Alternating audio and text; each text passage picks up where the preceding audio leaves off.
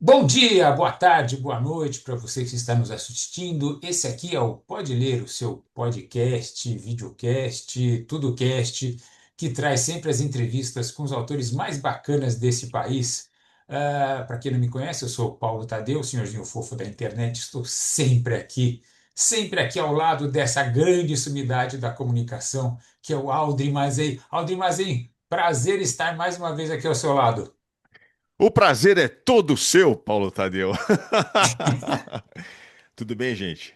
Tudo Muito legal estar ótimo. aqui conversando com vocês. Eu adoro esse assunto que a gente vai tratar hoje e sou fã do Rubens. Desculpa, já falei o nome do entrevistado. Fala aí, Paulo Tadeu. Quem é o Ah, entrevistado? o entrevistado de hoje é o Rubens Correia Júnior, que é o autor desse livro fantástico aqui, que muita gente fica presa na leitura. Serial Killers, como funciona a mente sombria dos assassinos em série. Rubens, obrigado por você estar participando mais uma vez aqui com a gente. Paulo, é um prazer estar novamente com vocês, é um prazer estar aqui falando, né, sobre esses temas que as pessoas têm muita curiosidade, mas muitas vezes não têm noção, né, do que se passa por trás dessas histórias bizarras que nós vamos trazer. Então é sempre um prazer estar no Pode Ler, sempre um prazer poder falar um pouquinho disso, até de maneira mais desmistificada, menos sensacionalista e trazer aí alguns debates, né? Algumas reflexões para o nosso telespectador, para o nosso ouvinte. Aqui é sempre ótimo. Muito obrigado sempre pela oportunidade. Muito bom, Rubens. O Rubens, só para quem não conhece o Rubens, vou falar um pouquinho da carreira dele. Ele é criminólogo psicanalítico, professor, advogado e palestrante nas áreas de direito penal, criminologia e política criminal. É um cara que conhece bastante do assunto, como você está vendo aí pela formação dele. Eu podia dizer assim, né, Rubens, que você, de uma forma diversa, consegue enxergar a questão criminal. Eu acho que é isso, né? Porque não fica só na questão da psicanálise, não só no direito. Eu acho que você faz uma abordagem mais ampla, é isso mesmo, não? É isso mesmo. A nossa ideia, né, é a transdisciplinariedade, né? É abordar o fato, pela nossa formação, abordar o fato de diversos ângulos diferentes. Porque a minha formação original, há mais de 20 anos atrás, foi o direito. Mas de lá para cá, nesses últimos 20 anos, nós temos aprofundado na psiquiatria, onde foi o meu mestrado, né? Eu estou concluindo meu doutorado, as especializações em psicanálise. Então, eu tentei unir esses dois mundos, né? Tanto a questão psicanalítica quanto a questão do direito, que elas andam muito juntas, né, Paulo? Elas estão muito intrincadas, embora alguns insistam em abordar apenas por um ângulo, né? Ótimo. Rubens, ano passado, a gente teve o maior sucesso da Amazon Prime de todos os tempos aqui no Brasil. Foi uma série chamada Tremembé, né? Exato. Marina Rui Barbosa, a protagonista, inclusive um livro lançado pela Matrix, do Ulysses Campbell. E essa série, enfim, como eu falei, bateu recorde aqui de audiência, presença constante na mídia, nas redes sociais, todo mundo falando de Tremembé, da Suzane von Richthofen, falando da Elise Matsunaga, as duas personagens principais da série. Eu queria saber de você, por que que esse povo tem tanto interesse na vida de criminosos? Olha, Paulo, temos várias explicações. Tem algumas que incomodam e vão incomodar um pouco os ouvintes, tem algumas mais clássicas, né? Mas vamos começar pela mais técnica. Nós temos aí algumas questões ligadas à parafilia, que são desvios, né, da busca de prazer, que as pessoas tendem, né, a ter um prazer por determinados objetos. A hibristofilia é o prazer por criminosos, né? Por pessoas que vão contrárias à lei. Então, essas pessoas se apaixonam pelos criminosos, essas pessoas mandam cartas para os criminosos. Isso tem um nome, então, é a hibristofilia, uma parafilia E específica. prestof, como é que é o nome? Bristofilia. Pristofilia. Hibristofilia com H. Hibristofilia. Exatamente. Essa questão. né? Eu estou abordando uma das partes, né? Por quê? Porque a hibristofilia é daquelas pessoas que mandam cartas para esses homicidas, essas pessoas que se apaixonam por esses homicidas, essas pessoas que têm aí um prazer sexual junto a esses homicidas, né? Quer dizer, é um caso mais potencializado de amor pelo criminoso, de amor pelo indivíduo que pratica maldade. Isso é um ponto. Só que o Paulo perguntou da grande audiência também, né? O porquê que aquele cidadão, por que que aquela mulher está sentada ali no sofá e está é, é, se seduzindo pela história da Richthofen ou tantas outras histórias que o Ulisses conta tão bem para a gente. Esse caso nós podemos também atribuir à psicanálise, não à hibristofilia, mas a uma questão que nós chamamos de bode expiatório, tá? É porque, na verdade, a psicanálise fala que todos nós temos dentro de nós uns desejos que a gente esconde, que o Freud chamou de inconsciente. E esses desejos geralmente são violentos, esses desejos geralmente são sádicos, esses desejos são cruéis. E nós não temos aí coragem de colocar esses desejos em público. Inclusive, eles ficam lá no nosso inconsciente. Ao olhar um criminoso na televisão, ao ver a descrição da sua série, inconscientemente nós temos uma identificação com as ações desse indivíduo que comete o que a gente muitas vezes inconscientemente desejaria cometer, tá? Então, alguns pensadores, como René Girard, entre outros, chamam isso de identificação com o bode expiatório. Então, na verdade, nós temos aí um desejo pelo que ele deseja. Isso é uma outra explicação. E uma terceira explicação que eu Desculpa, posso. Rubens, é muito louco isso que você está falando, hein? A gente tem vontade de ser criminoso lá no fundo? O que que é? É o poder de. A gente admira o poder que essas pessoas têm de fazer o que elas querem? Então, eu falei que teria algumas explicações técnicas e algumas que incomodariam os nossos ouvintes. Essa é uma das que incomodariam. Por quê? Porque dentro da psicanálise nós temos três eixos dentro de nós, que é o inconsciente, o id, o superego e o ego.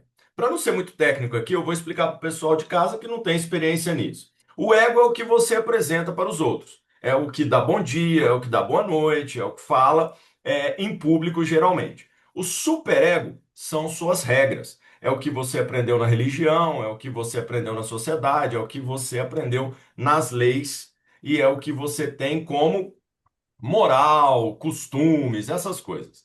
E o id, meus amigos? O id é o nosso inconsciente violento.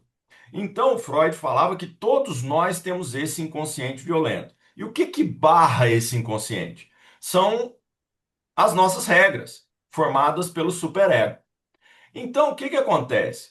Quando eu vejo um homicida em série, quando eu vejo uma assassina do pai, da mãe, que choca muito, o que que isso acontece? O que que isso causa?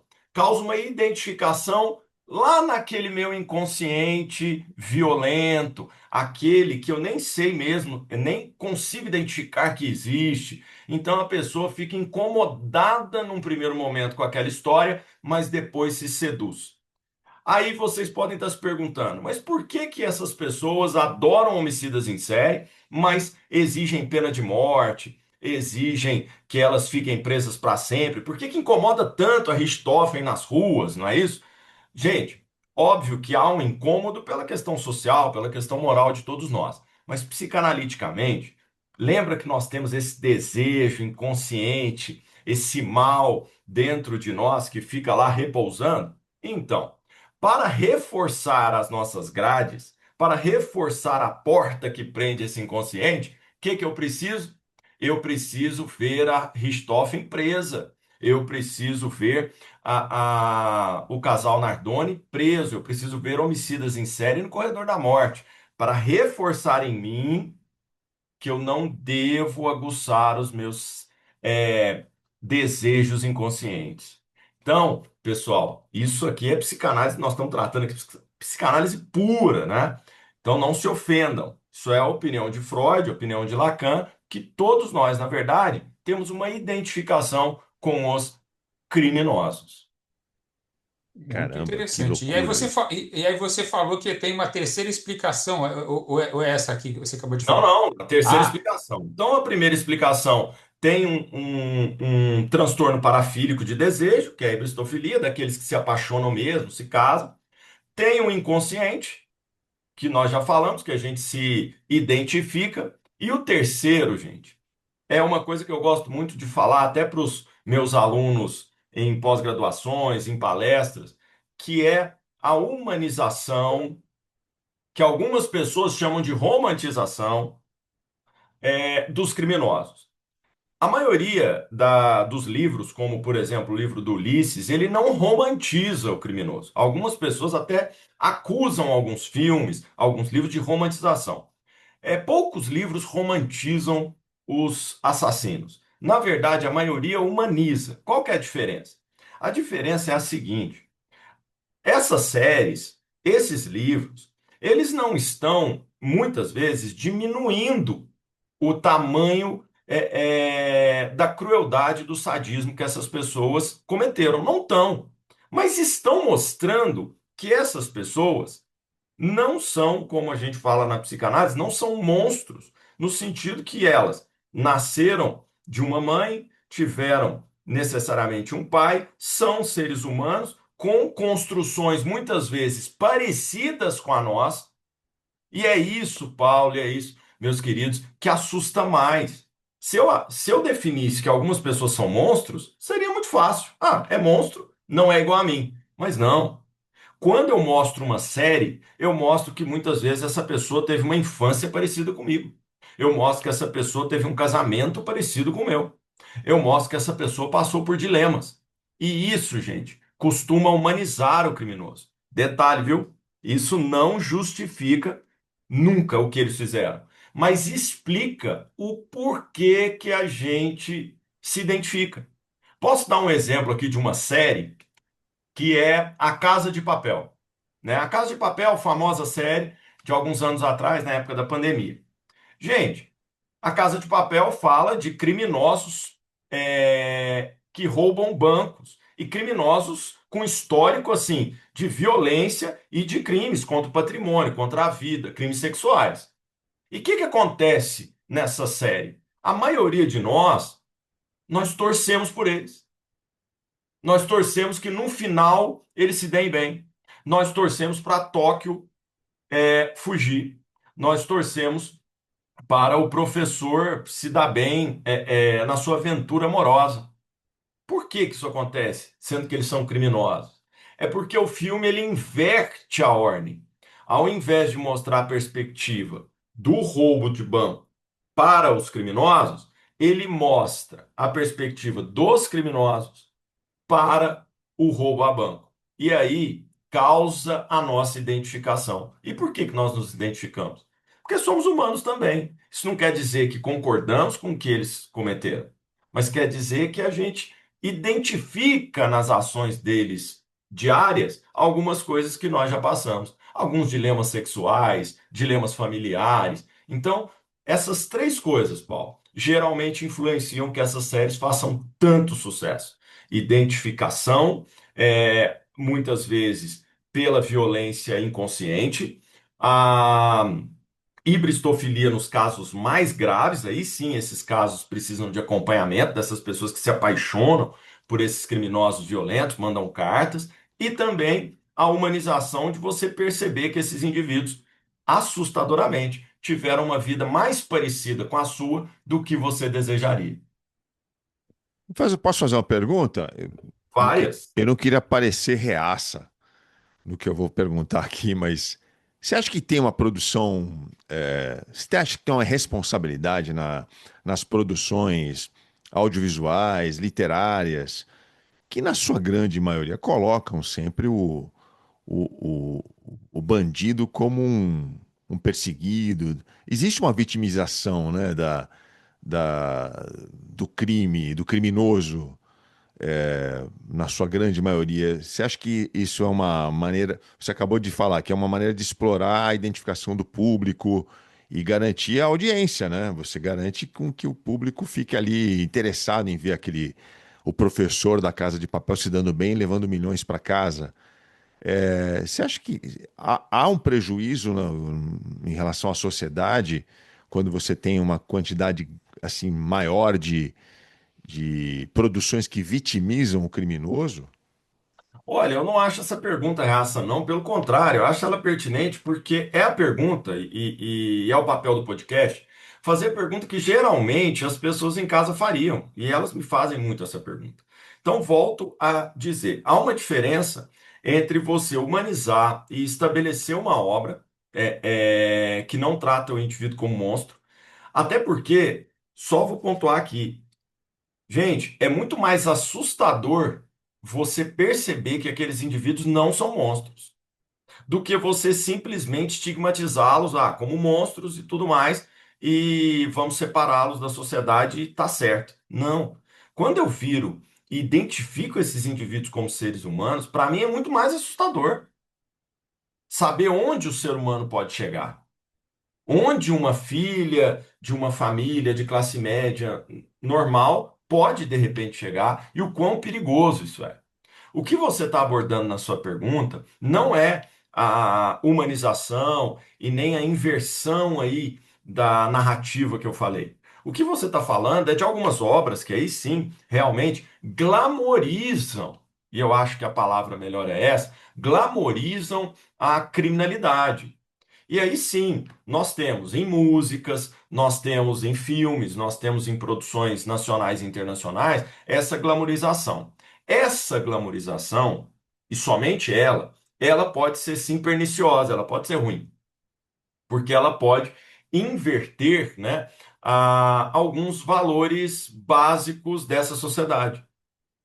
Só que nós temos que diferenciar obras que glamorizam especificamente e obras que nos incomodam, e a gente às vezes até quer falar que ela glamorizou, mas elas nos incomodam porque simplesmente elas humanizaram e trouxeram da maneira que é. Outro exemplo também, eu gosto muito, porque a nossa audiência, né, muitas vezes ela é formada por especialistas, mas também por pessoas leigas totalmente no assunto. Então eu vou usar para exemplificar para você uma série que algumas pessoas consideraram que glamorizaram, mas porque ela chocou. Chama Irmãos Menendez, que conta a história de dois irmãos que mataram os pais. Essa série, né? Até nós aqui da Matrix, por causa do nosso livro, a gente até falou dela em alguns sites, como Aventuras na História, etc. O que que acontece ali? Ali há um caso onde dois filhos matam os pais. E a história é muito chocante. E eles mataram de maneira cruel. Eles mataram de maneira sádica, de maneira vil. Só que a história, ela conta o que aconteceu na perspectiva de mostrar quem era principalmente o pai deles, que tinha um histórico não muito agradável ao público de ver. E isso nos incomoda, ver a vítima de uma outra maneira também. Que a vítima, naquele caso específico, ela também passou uma vida cometendo uma série de crimes. Então, esse tipo de obra, esse não está glamorizando, na verdade. Ele está nos fazendo refletir que nada justifica o que aqueles irmãos fizeram com os pais. Mas é bom para a gente pensar que talvez a vítima também tenha um passado de crimes e a vítima também é humana no sentido que cometeu várias atrocidades. O livro do Ulisses, que conta a história da Matsunaga, ele nos impacta muito por causa disso também, né? Por mostrar a relação dela com a vítima, e algumas pessoas elas vão se colocar do lado da autora. Então nós temos que dividir bem. Mas, agora falando por outro lado, nós temos sim músicas, filmes que vão glamorizar, que vão falar que a atitude violenta ela é um meio possível e bom, ou que os frutos do crime, né, os fins, vão justificar os meios. E é essa que ela é perniciosa. E aí cabe a nós, né, principalmente profissionais, né, da área da comunicação, livros e técnicos, diferenciar essas duas questões. Mas definitivamente sua pergunta foi totalmente pertinente, porque tem sim, gente, obras que vão glamorizar. E só para terminar, desculpa me alongar, mas só para terminar, uma reflexão. A audiência cria o conteúdo ou o conteúdo cria a audiência? Então, a partir do momento que você me fala que a glamorização do crime está presente nas produções, e eu concordo, mas aí eu faço a reflexão. Ela está presente nas produções e gera a audiência e gera o comportamento do público, ou é o público que demanda por essa audiência cada dia mais? E se o público demanda por essa audiência, aí nós vamos ter que fazer uma análise social que vai Excelente durar pergunta. 10 programas. Excelente, Não excelente é verdade? provocação. É. Então, quem está instigando quem? Porque a Netflix, a Paramount, elas se preocupam basicamente, dentro dessa sociedade consumerista que a gente tem, com a audiência. Então, se ela está produzindo isso, é porque o público quer ver isso. E outro ponto, por que que choca tanto, né, esses filmes e obras? Porque geralmente todo mundo, Paulo, meus amigos aqui, todo mundo, quando conversa comigo, ou quase todo mundo, a primeira pergunta que fazem para mim é: tal pessoa era psicopata?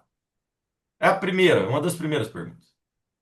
E aí eu tenho que falar para essa pessoa o seguinte: olha, não era. Olha, 2 a 3% da população tem traços psicopáticos. Então 97% não tem. A maioria dos crimes vão ser cometidos por pessoas que não têm psicopatia. Isso causa um desconforto muito grande em quem me escuta. Porque ele queria escutar que a Richthofen, o goleiro Bruno, a Elise, todos são psicopatas, porque aí na cabeça dele tudo ia se encaixar. Mas aí na hora que a gente fala, a maioria dos criminosos não são psicopatas. E isso nos deixa num lugar, né, de desconforto tamanho. Isso que eu queria comentar com você, porque esse livro Tremembé também, do Ulisses, ele traz, e o Ulisses comentou isso, ele traz, por exemplo, um caso daquele rapaz que pegou o Porsche, né?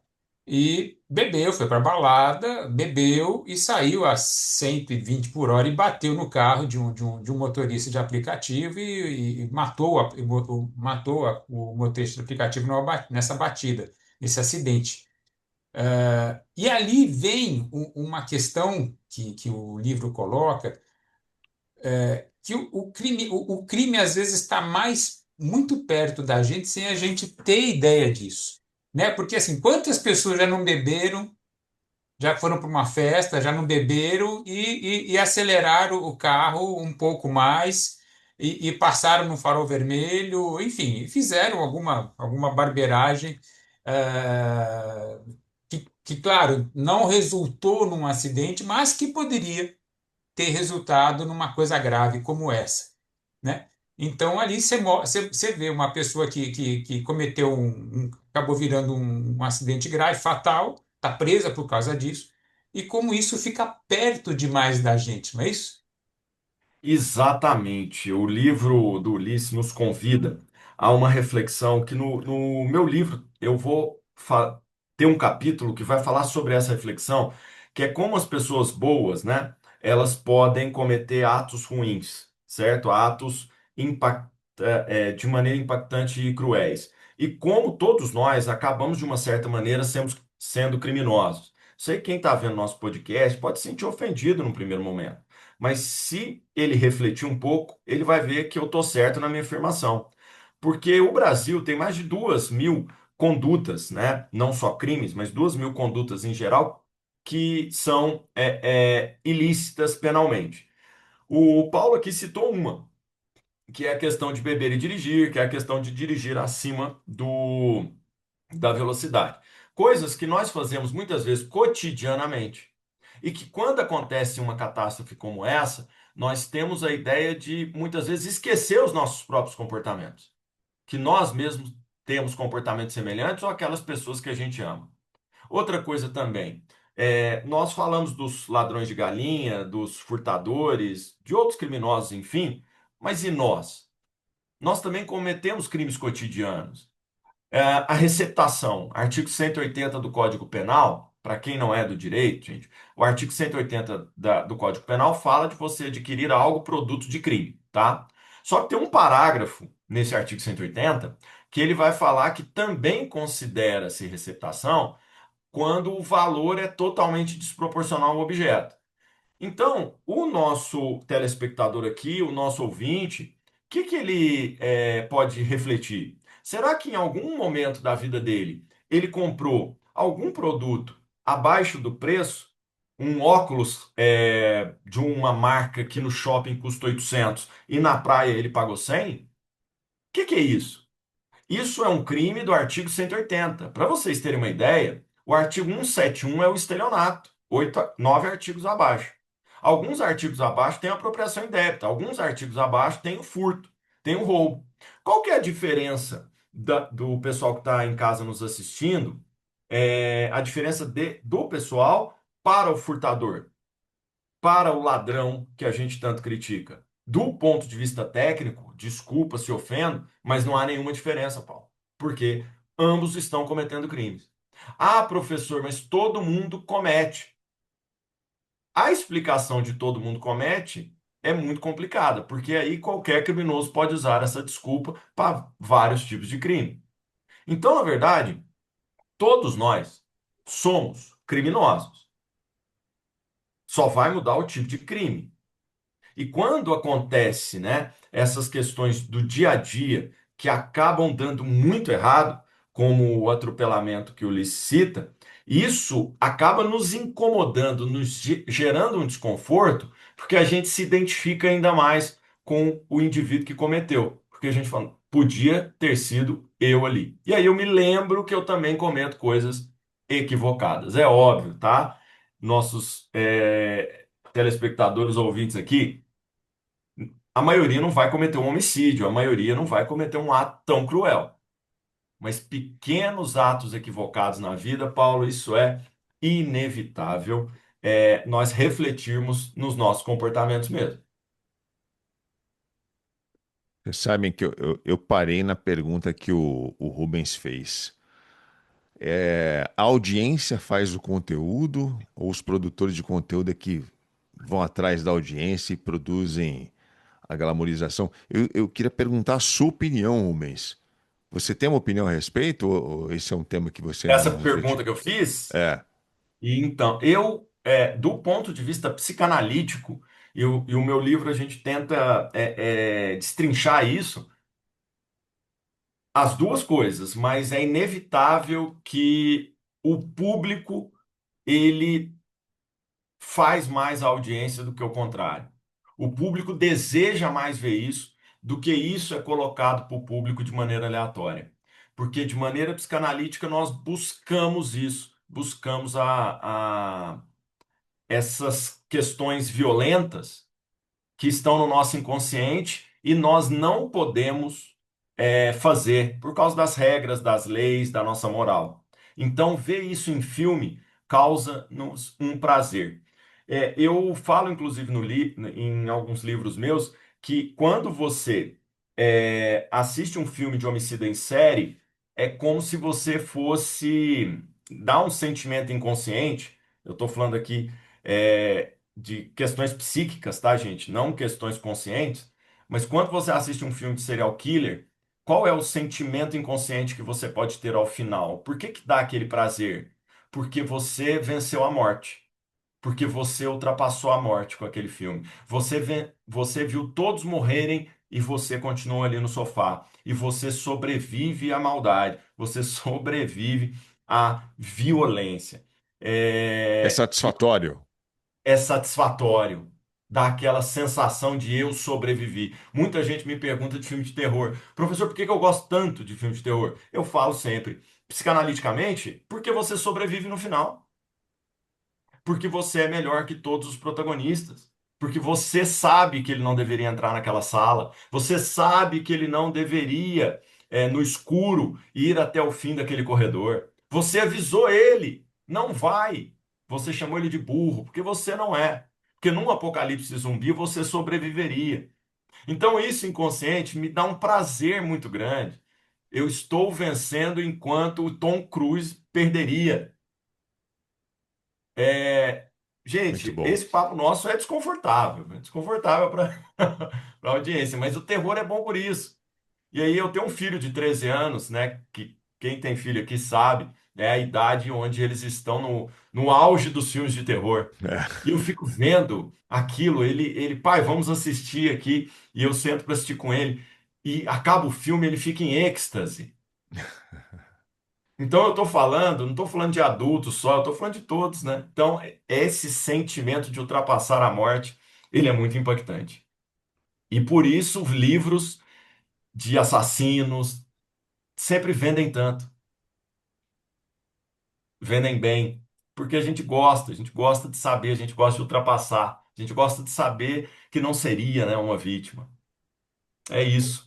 Então, estamos aqui falando com Rubens Correia Júnior, autor desse livro fantástico, Serial Killers, Como Funciona a Mente Sombria dos Assassinos em Série. Você também está aí, o Aldri Mazet também está com o livro em mãos, que bacana. O Rubens, deixa eu aproveitar aqui, a gente está falando bastante sobre esses assassinos aí, vamos dizer, ocasionais, podemos falar dessa forma. E eu queria trazer, então, para o público um debate um pouco mais em cima do tema do seu livro, porque a gente está falando assim, o cara que matou o pai e a mãe, o cara que atropelou um, que, né, que esquartejou o outro, enfim, coisas, vamos dizer, são bárbaras, qualquer tipo de crime para mim é horrível. Mas agora vamos falar especificamente dessas pessoas que têm um desvio um pouco maior, vamos dizer assim, e cometem, então, crimes em série. Aí sim vem o tema do seu livro, porque são serial killers, são pessoas que matam, que têm uma. Aí o que a gente pode falar é uma psicopatia, é um Então, desvio grave, quando sem ter como voltar para trás, sem ter como recuperar. Como é que é a situação dessas pessoas? Então, como eu falei anteriormente de estatística, né? Quando nós falamos de pessoas comuns, crimes comuns no dia a dia, nós falamos aí de uma porcentagem bem significante de psicopatas. Quando você adentra o campo do homicida em série, do serial killer, aí realmente essa estatística costuma se potencializar. Nós não temos nenhum dado confiável de falar são tantos por cento, não. Mas, sem dúvida nenhuma, dos livros, né, que a gente pesquisou, do livro que a gente trabalhou, a grande maioria, Paulo, tem sim traços muito destacados de psicopatia. E aí, os homicidas em série, eles se dão de duas maneiras diferentes. Dentro da psicanálise, nós vamos chamar eles de perversos ou psicóticos, tá? O perverso é o que o leigo chama, né, de psicopata ou pessoas com traços psicopáticos. Então, nós vamos ter dois principais tipos de homicídio em série. O perverso, que é um exemplo aí, é o Ted Bundy, né? Que ele tem um verniz social, mas é apenas para iludir a vítima, ludibriar a vítima, seduzir a vítima, e na verdade ele não tem nenhum tipo de sentimento, empatia, alteridade pelo outro. Então a maioria dos homicidas em série pesquisados, eles realmente têm esses traços psicopáticos, só que nós temos alguns outros, que são os psicóticos, que é aqueles que acham que têm algum dever divino, são messiânicos, escutam vozes, alguns diagnosticados com esquizofrenia. Então, basicamente, o serial killer ele se divide muito entre os que têm traços psicopáticos e os que são psicóticos e escutam vozes ou têm aí uma ideia que cumprem uma missão messiânica na Terra. Então, é um pouco diferente mesmo das estatísticas da pessoa comum. Tem inclusive uma série agora, são duas séries, né? São dois que a gente tem nas plataformas falando de um profeta americano, né? Que ele se julgava um profeta e aí ele comete uma série de abusos. Aí envolve abusos contra menores e abusos contra as mulheres dos caras que o seguiam, enfim, e é nesse sentido, né? Porque ele se julgava ali um enviado de Deus, e aí ele escuta a voz, ele fala que as coisas que ele está falando são revelações divinas, e aí ele consegue enganar um monte de gente que também, pelo jeito, também parece que queriam ser enganadas. É isso também, ou não? Então, nossa, Inconscientemente, desculpa, eu estou falando de inconscientemente, né? muitas camadas aí. Primeiro, com relação à série, né, que é a série do Falso Profeta, muito boa também, que pega num assunto que é essa questão messiânica que eu estou falando. E como eu não vi estudos mais aprofundados dele, Paulo, ele pode se enquadrar nos dois exemplos que eu dei. Por quê? Porque ele pode ser verdadeiramente psicótico, ele pode verdadeiramente ter a ideia messiânica e ele pode verdadeiramente acreditar que ele é um enviado do Messias. E aí ele seria um psicótico. Mas no caso dele, eu não descartaria que ele tem traços psicopáticos, não psicóticos, e ele poderia ser um psicopata onde ele não acredita verdadeiramente que é o Messias, mas trabalha essa imagem para enganar suas vítimas. Então, no caso dele, a gente ainda pode fazer uma análise se ele é verdadeiramente psicótico e se ele acredita verdadeiramente que é enviado do Messias, ou se não, se ele usa esse argumento exatamente como um verniz para enganar, né, a sua presa porque aí ali ele trabalha como presas. Então, isso na primeira parte da sua observação. Na segunda parte, sem dúvida nenhuma, vendo a série, nós temos essa impressão mesmo que, do ponto de vista inconsciente, aquelas pessoas necessitam acreditar naquilo, se sentem pertencidas ao acreditar naquilo. Então, ele dá um discurso onde a pessoa gosta de escutar e, principalmente, ele tira, né, gente, toda a responsabilidade de cima das costas daquelas mulheres, daquelas pessoas que o seguem. A responsabilidade da sua vida não é mais sua, é do seu profeta, é do seu Messias. E se você fizer tudo que ele manda, você vai impreterivelmente para o céu. Ou seja, tira, né, aquela carga humana diária que a gente tem de o que fazer, será que eu estou fazendo certo, será que eu estou fazendo errado? Tira isso. E isso, muitas pessoas gostam desse sentimento. Esse sentimento de você, no meu livro eu chamo isso de vazio do pensamento, tá? Não só eu chamo isso, o Philip Zimbardo, um grande psicólogo social do experimento Efeito Lúcifer, também fala isso. Então, quando você tem o vazio do pensamento, é um lugar muito gostoso, onde você não precisa refletir, você não precisa pensar, você não precisa criticar o seu próprio comportamento. Você simplesmente vai. Você simplesmente segue. Então, elas se sentiam muito pertencidas. E quem assistiu a série, percebam que muitas delas, ao falar, elas se sentem superiores também às demais pessoas da população, porque elas têm o contato direto com o profeta. Então, isso também é muito sedutor, né? Você se sentir especial. Uma coisa é você acreditar em Deus, em Tupã, em Oxalá. Uma coisa é você acreditar nas divindades. Outra coisa é você ser esposa de um Messias. Você ser amiga, frequentar a casa de um enviado de Deus. Então, tudo isso é muito sedutor, né? A pessoa se acha muito importante. E aí é muito difícil você tirar isso da pessoa. É muito difícil alguém virar para ela e falar: olha, o seu Messias é um impostor. O seu líder religioso é um 7-1, é um estelionatário. Porque a pessoa, gente, vai se sentir sem chão, porque ela se sentia melhor que todos os outros, ela não precisava pensar por ela.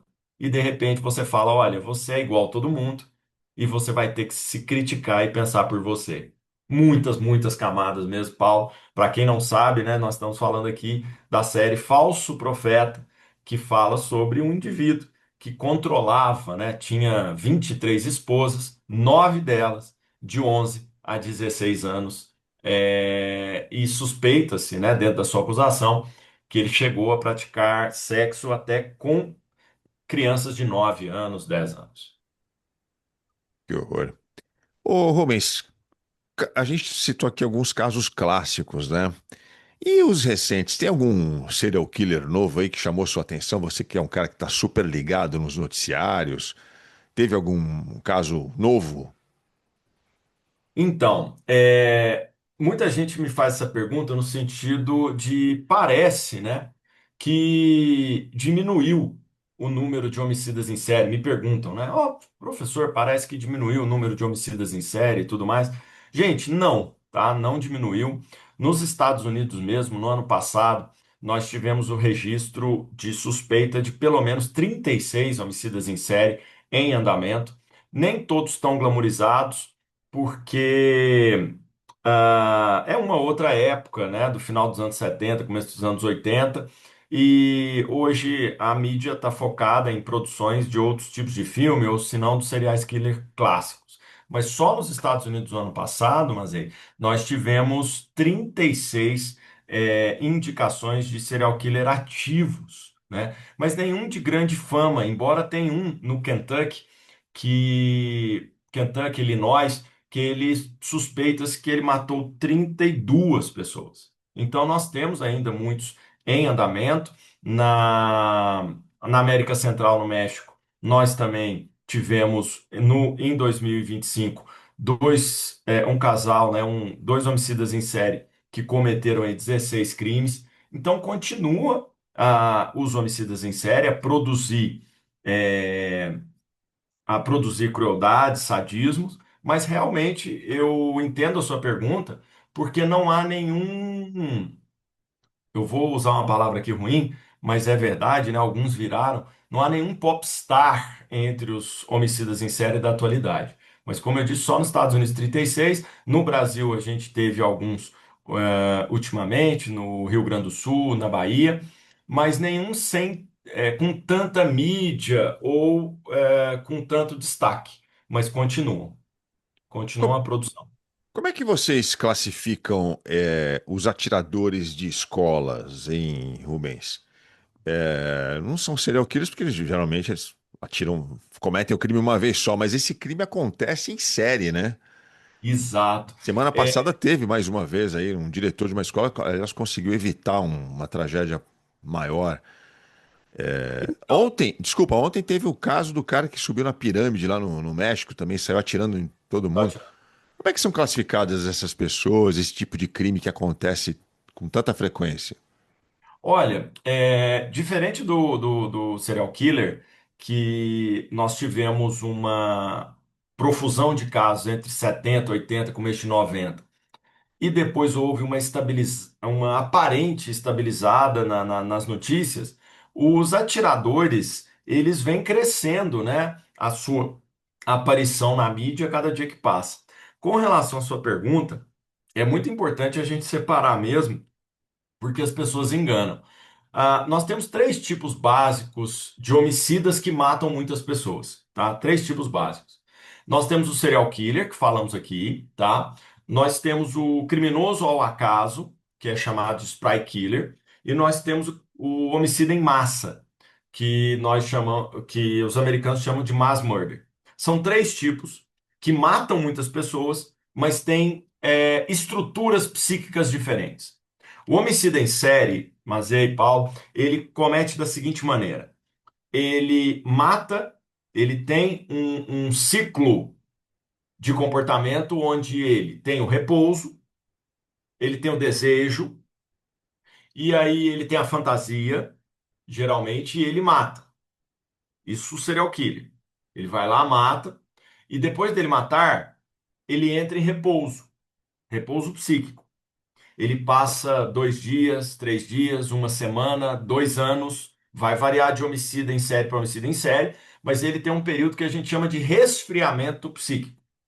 Então, geralmente, Os homicidas em série, nós classificamos com traços psicopáticos, porque ele consegue sair do repouso, chegar ao homicídio, depois ele entra numa curva que a gente fala de curva em U, onde ele desce, ele resfria, tem um comportamento normal no dia a dia, e depois ele volta no ciclo, ele volta a fantasiar, ele volta a cometer um outro crime. Isso pode acontecer, como eu disse, no intervalo de dias, semanas ou anos, tá? Isso é o serial killer. O homicida em massa, que foi o que você perguntou, ele tem uma estrutura psíquica totalmente diferente.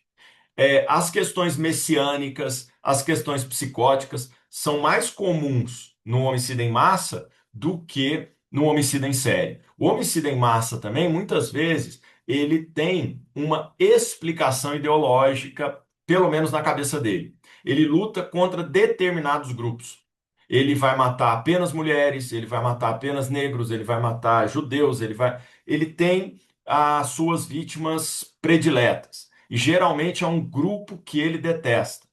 O homicida em série, ele geralmente mata, geralmente ele mata pessoas desconhecidas. O homicida em massa, geralmente ele mata pessoas que ele até pode não conhecer bem, mas ele identifica aquele grupo como um inimigo. Então, o criminoso em massa, ele tem uma estrutura, como eu disse, psíquica diferente. Então, ele não vai matar e vai resfriar. Ele vai matar tudo de uma vez e as chances muito grandes dele suicidar no final ou ele se colocar em risco para morrer. O serial killer, dificilmente ele vai se suicidar, dificilmente ele vai se colocar em risco para morrer. Então são duas estruturas totalmente diferentes. E ainda temos uma, viu, pessoal, para confundir a cabeça, a gente ainda tem mais uma, que é o spry killer, que é o criminoso ao acaso, que é aquele indivíduo que não é um serial killer, porque ele não tem um resfriamento muito grande, ele também não é um mass murder, porque ele também não vai matar tudo no mesmo lugar. Ué, então como que ele é? Ele é o meio termo disso. Ele sai de casa e vai atirando nas pessoas, como um filme clássico antigo, né, chamado Um Dia de Fúria, com Michael Douglas. O cara vai atirando aqui, atirando ali, ou seja, ele não tem a característica de um homicida em série, de matar, esperar, pegar as roupas debaixo da vítima e ficar em casa, pegar o anel da vítima e guardar. Ele não é desse tipo. Ele também não vai entrar numa escola e matar 30 estudantes e professores. Ele é um meio termo, é mais raro de acontecer, mas ele também existe. Então, pessoal de casa que está nos assistindo, nós temos o criminoso ao acaso, que é esse, o spy killer, o serial killer, né, o homicida em série, e o homicida em massa, um mass murder. Todos os três estruturas totalmente diferentes. Ah, e só um detalhe. Há 20 anos atrás, quando eu comecei a estudar sobre esses casos, quando eu comecei a me aprofundar, comecei a entrevistar pessoas, o mass murder vinha nos livros Criminoso em Massa que ele geralmente se suicidava no final. Mas atenção, o mundo moderno está modificando o mass murder. Por quê, professor? Alguns criminosos em massa não desejam mais a morte ao final. Eles desejam a glamorização dentro do seu grupo de ódio. Então ele está lá no Discord, ele está lá em algum stream que ele comunica, e aí ele vai, mata, volta para o grupo, posta fotos que matou, porque ele quer a glamorização do seu grupo, ele quer ser elevado, né, a ídolo daquele grupo. O que que esse grupo tem em comum? O ódio. Eles odeiam mulheres, eles odeiam estudantes de tal escola, eles odeiam judeus, como eu disse, eles negros, eles vão escolher grupos minoritários. Então, pessoal, está mudando, até os livros de comportamento andam mudando. Geralmente, eles não estão se suicidando no final. Eles estão voltando para casa e postando no Discord, o que deixa tudo ainda mais assustador. Muito bom. O Rubens, queria agradecer imensamente a tua participação aqui. Rubens, então, autor desse livro fantástico que é o Serial Killers, como funciona a mente sombria dos assassinos em série. Recomendo bastante essa leitura, ainda mais para quem que viu esta entrevista agora, quer conhecer um pouquinho mais, porque a gente fez aqui um apanhado geral e o livro se aprofunda muito mais. Tenho certeza que vai ser uma leitura muito interessante. Você vai gostar muito de entrar um pouquinho mais na mente desses assassinos, né, desses criminosos. Queria agradecer mais uma vez a tua participação aqui, Rubens. Deixa as tuas redes sociais, por favor. Pessoal, quem quiser me contactar, eu estou lá no arroba Rubens Correia com JR. Arroba Rubens Correia JR é o meu contato. Podem me adicionar. Estamos sempre lá com esses trabalhos, com essas análises e sempre pronto aí a falar de comportamento, violento ou não. Muito bom. A gente também está no Instagram, é o Pode Ler Podcast.